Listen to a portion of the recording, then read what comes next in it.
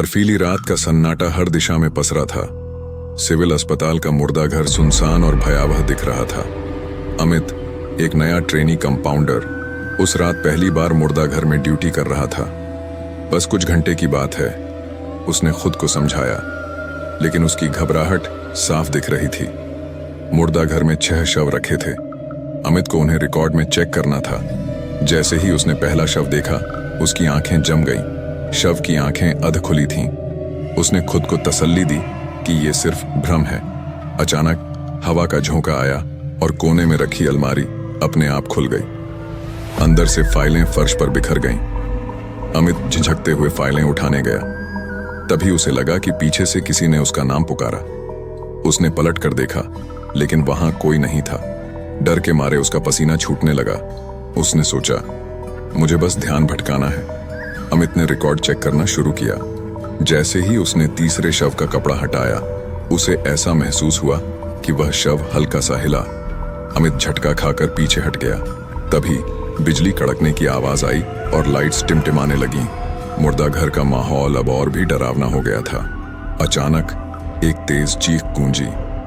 आवाज मुर्दा घर के अंदर से ही आ रही थी।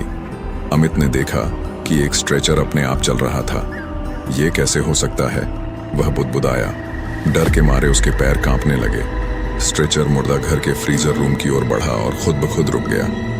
हिम्मत जुटाकर अमित फ्रीजर रूम में गया। उसने देखा कि फ्रीजर नंबर 4 का दरवाजा खुला था। उसके अंदर का शव गायब था। तभी उसके पीछे भारी सांसों की आवाज आने लगी। वह पलटा तो देखा कि एक काली छाया उसके ठीक सामने खड़ी थी। छाया ने धीमे स्वर में कहा, तुमने हमें चैन से नहीं सोने दिया, अब तुम भी चैन से नहीं रहोगे। अमित ने घबराकर वहां से भागने की कोशिश की, लेकिन दरवाजा बंद हो चुका था। छाया धीरे धीरे उसकी ओर बढ़ने लगी। अमित की सांसें थमने लगीं। तभी किसी ने जोर से दरवाजा खटखटाया। वह एक सीनियर स्टाफ था जो अमित को देखने आया था। जैसे ही दरवाजा खुला, छाया गायब हो गई। अमित हांफता हुआ बाहर निकला और सीनियर से पूरी बात बताई।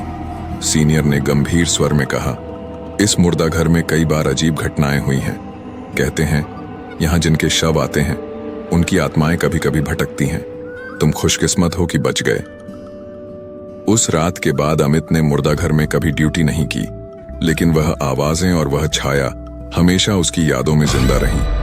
कुछ जगहें ऐसी होती हैं जहां इंसानों का नहीं, आत्माओं का राज होता है।